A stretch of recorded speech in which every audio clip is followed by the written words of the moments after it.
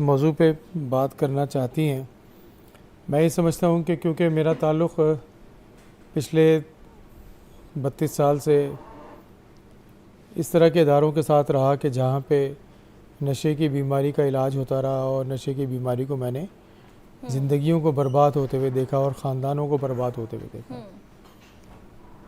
और अगली बात मैं ये भी आपके टीवी के थ्रू कहना चाहता हूँ, और बड़ी इम्पोर्टेंट बात यह है कि पाकिस्तान को डिटोरिएट होने में और पूरे पाकिस्तान में जो मसाइल आज आपको नज़र आ रहे हैं उसमें तो बहुत सारी वजूहात हैं, लेकिन एक वजह जो है वो नशा भी है। और उसकी बहुत बड़ी वजह इसलिए मैं कहना चाहता हूँ कि पाकिस्तान एक जवानों का मुल्क है।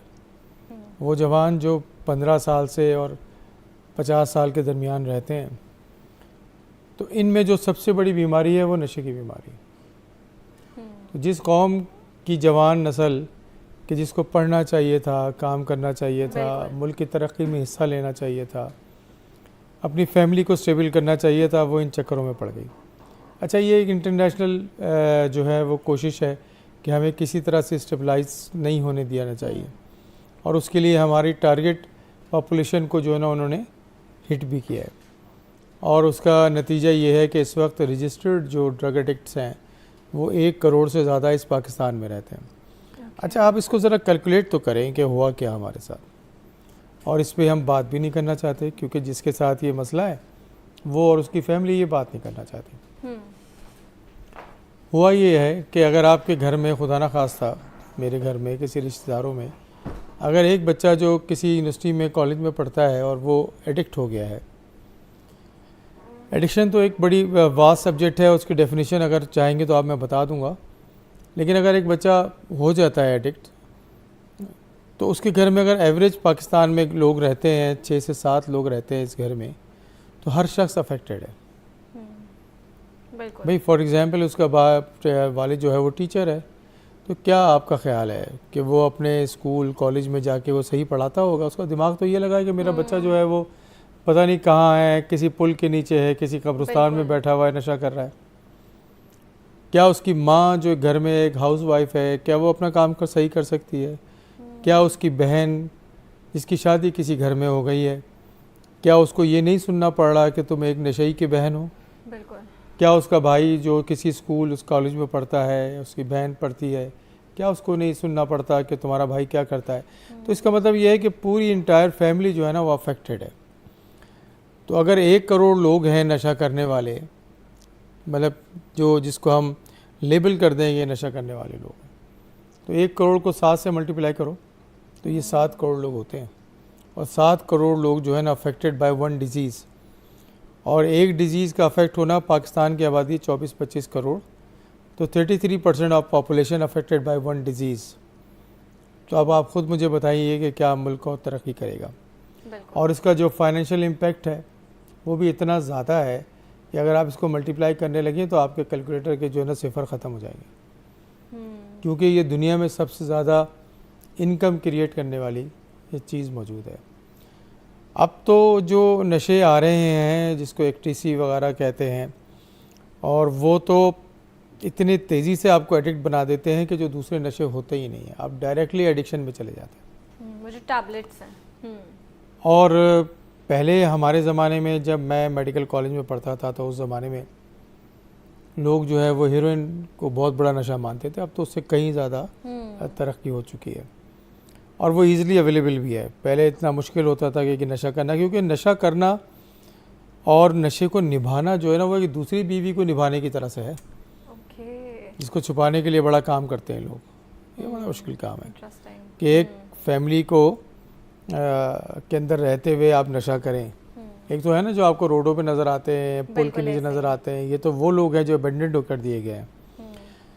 अच्छा, ये जो सारे लोग नज़र आते हैं आपको, ये जो टिप ऑफ द आइसबर्ग है, ये टिप ऑफ द आइसबर्ग है। ये इतने जो टिप नज़र आ रही है आपको, ये नशे की दुनिया का एक टिप है।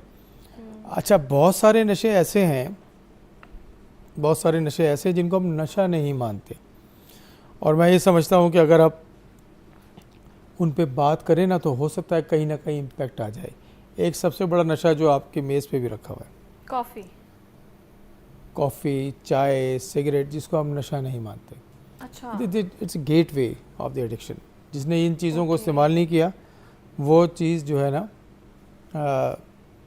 वही उसको पता है कि इसका मज़ा क्या है। अच्छा, कुछ परसेंट लोग जो हैं, जैसे हम लोग सब लोग जो है ना कभी ना कभी अपनी ज़िंदगी में नशा करते हैं, और वो नशा जो है ना once in a blue moon नशा होता है।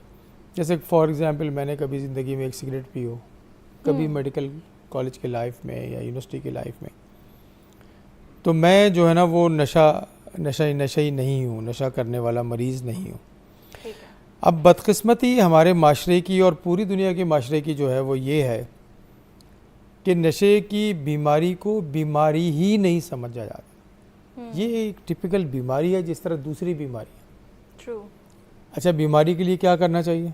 इलाज होना चाहिए। इलाज करना। हम क्या करते हैं? हम अबैंडन कर देते हैं हम उन उसको लोगों को। बदमाश समझते हैं। राइट। अच्छा, जो बदमाश होता है उसका इलाज जो है वो जेल है, उसका इलाज जो है वो मार है, उसका इलाज जो है वो अबैंडन कर देना है। लेकिन भाई ये तो बीमारी है, तो बीमारी के साथ करना क्या चाहिए?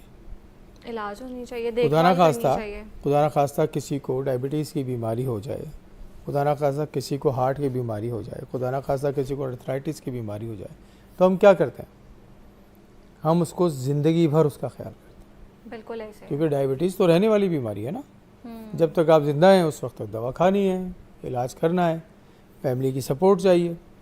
लेकिन खुदा ना खास्ता अगर हम नशे की बीमारी में फंस जाते हैं, और ये एक बीमारी है कि जो कुछ परसेंट लोगों को हो जाती है, तो फैमिली क्या करती है? बदमाश है, आवारा है।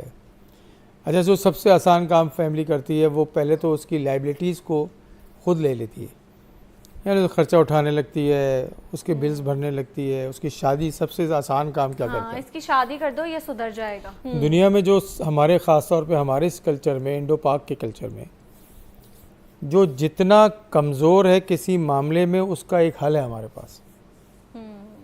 कामचोर लड़की है, काम नहीं करती है, शक्ल सूरत की कमज़ोर है, जहनी तौर पे कमज़ोर है, नशा करता है, नौकरी नहीं करता है, बदकिरदार है, आवारा है, एक हल है, शादी कर दें। और शादी जो है ना वो इट्सेल्फ एक बर्डन है, रिस्पॉन्सिबिलिटी है। ट्रू।